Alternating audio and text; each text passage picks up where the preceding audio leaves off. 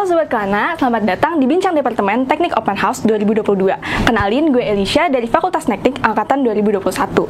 Nah, Bincang Departemen kali ini, kita bakal kedatangan dari departemen tertua yang ada di FTUI. Penasaran gak sih departemen apa? Yuk, langsung kita simak aja.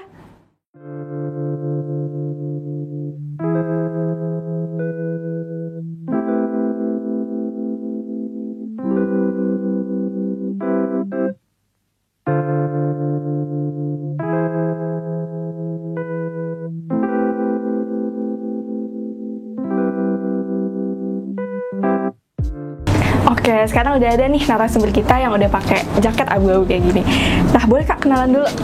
Halo, kenalin gue Erik dari jurusan Teknik Sipil angkatan 2019. Oke, langsung aja kita ke segmen yang pertama, yaitu mitos atau fakta. Pertanyaan pertama, mitos atau fakta DTSL kerjanya hanya bisa di tempat konstruksi?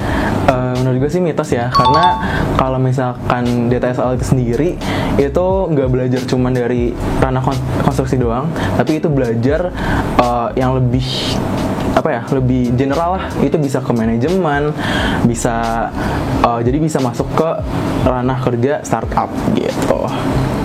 Oke, pertanyaan kedua, mitos atau fakta teknik lingkungan cuma belajar dan ngurusin sampah?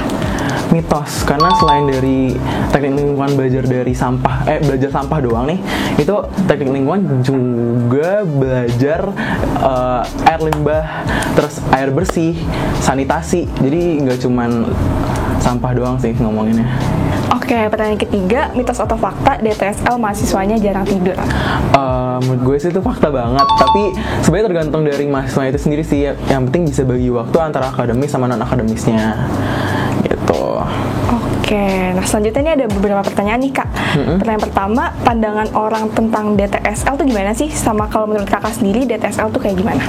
Kalau pandangan orang, menurut gue biasanya kalau misalkan gambaran umum orang yang nggak tahu tentang DTSL itu bakal jadi PNS atau jadi guru, karena kan sipil ya. Nah, tapi kalau misalkan pandangan dari gue, kalau untuk teknik sipil itu lebih kayak belajar ke konstruksinya, mengenai tentang bangunan dan juga jembatan, dan juga masih banyak lagi lainnya. Nah, kalau misalkan untuk teknik lingkungan itu lebih mempelajari mengenai sanitasi air bersih, olah limbah, gitu. Oke, pertanyaan berikutnya, dulu kenapa sih Kakak pilih jurusan ini dan sekarang nyesel atau enggak? Kenapa pilih jurusan ini? Karena gue oportunis banget orangnya dari gue pas waktu SMA. Gue mikir kayak pas waktu kemarin tuh ada rumor kalau misalkan ibu kota negara kita akan pindah ke Kalimantan kan. Dan menurut gue itu cuan banget untuk project-project konstruksi di sana gitu. Nah, makanya gue lebih milih untuk teknik sipil karena itu. Oke, nah mata kuliah apa sih yang Kakak paling suka sama Kakak paling gak suka dan alasannya? Mata kuliah paling suka sih mata kuliah peminatan tanah, khususnya rekayasa fondasi, karena dari situ gue tertarik masuk ke skripsi nanti di tanah karena matkul itu. Dan kalau misalkan untuk yang paling gak gue suka tuh matkul yang berhubungan dengan matkul air, karena itu perhitungannya sangat susah dan good luck aja sih buat gue kalau untuk air. Oke, kalau peluang karirnya sendiri dan ranah kerjanya di DTSL tuh apa aja Kak? Peluang karirnya tuh untuk DTSL tuh ada sebagai insinyur lingkungan, terus manajemen konstruksi, manajemen lingkungan, terus juga ada konsultan dan juga ada kontraktor, dan masih banyak lagi sih lainnya karena nggak cuman dari konstruksi doang kan. Oke, kalau di teknik sipil pasti kan ada tugas perancang infrastruktur bangunan nih Kak. Kalau tools dan software yang sering dipakai itu apa aja dan gambaran besarnya kayak gimana? Kalau untuk tools yang sering dipakai itu lebih sering itu AutoCAD. Tapi kita juga bisa gunain software yang lain kayak misalkan ETABS sama ArcGIS. Nah, untuk gambaran AutoCAD itu sendiri itu lebih kayak bikin gambaran mengenai gambar konstruksi. Kita ngedesain gambar dari misalkan detail potongan kolom atau enggak denah struktural dari bangunan itu tersebut. Jadi kita buat gambarnya dan menggunakan AutoCAD. Nah, kalau misalkan untuk ITAPS itu biasanya kita untuk melakukan perhitungan gaya dalam dari struktur bangunan itu sendiri gitu.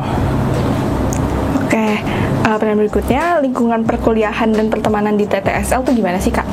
Lingkungan perkuliahannya dari segi dosen itu baik-baik semua, sangat mengayomi dalam pelajaran kayak disiplin, terus juga kalau misalkan ada lomba kasih moral support, dan kalau misalkan untuk dalam pertemanan itu sendiri sangat baik juga kalau untuk angkatan gue, karena kalau misalkan ada tugas nih kita nggak ngerti, kita bakal diajarin walaupun kayak di online kayak gini, kayak mau teman-teman gue tuh ngajarin bikin Zoom terus ngajarin kita yang misalkan gue nggak ngerti nih matkul bakal diajarin gitu.